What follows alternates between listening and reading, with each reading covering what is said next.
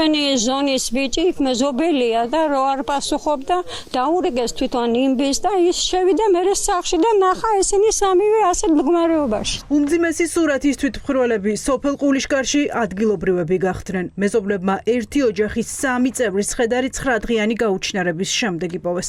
3 და 60 და 61 წლის ქალები გარდაცვლილები სახლის სხვადასხვა ოთახში იპოვეს. ის გავიგებთ და ჩამოვედი. მოვედი და ეს დამხვდა. Edi არაფერი. მოგდა ვითხრეს და წამოვედი. გამიკვირდა. 3 და ერთად ცხოვრობდა, მარტო ცხოვრობდა. კი, ერთად ცხოვრობდა. გარდაცვლილი დები ყულიშკარში მარტო ცხოვრობდნენ. სამივე და მეზობლებმა ბოლოს 14 აგვისტოს ნახეს. მას შემდეგ რაც სატელეფონო ზარებს არ პასუხობდნენ, ნათესავებმა მათი მოძებნა მეზობლებს თხოვეს. შეაწუხა ალბათ სუნმა.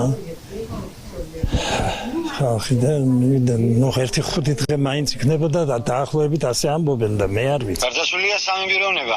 რითია გარდაცვლილი ახლა ამას ექსპერტიზა დაადგენს, თორე მე ამას ხო ვერ გეტყვი. სამივე დები მარტო ცხოვრობდნენ კი, გაუთხოვარი გოგოებია სამივე.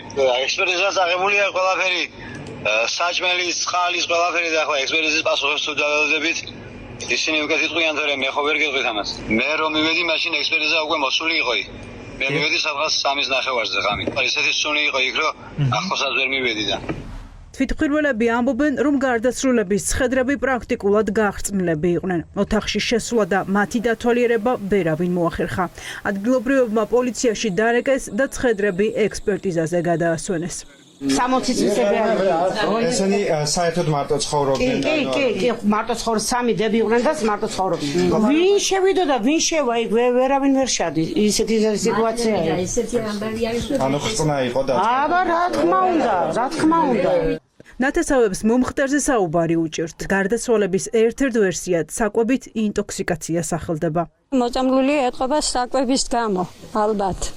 და მე ერთმანეთს ახლა მოვრჩებით უკეთესად ვიქნებითო და გაუძლიერდათ შევიდა უკვე ინფექცია ორგანიზმში და მოხდა ასეთი ტრაგედია. წუხელ გამოიპოვეს ხო? ხო, წუხელის იპოვეს. 7 დღის არის ექსპერტმა ასე თქვა და არ ვიცი ჩვენს რამე საჭმელი ჭამეს და ემის გამო მოხდა ეს ამბავი, მაგრამ ახლა დაზუსტებით არავინ არ იცის რა მოხდა. სოკომ მოწამლა დაუშვათ ვამბობ ჩემს ისე რომ ვერ დარეკეს ყველას ერთად როგორ დაემართა ეს ესე იგი სამივე მოიწამლა ეთყობა.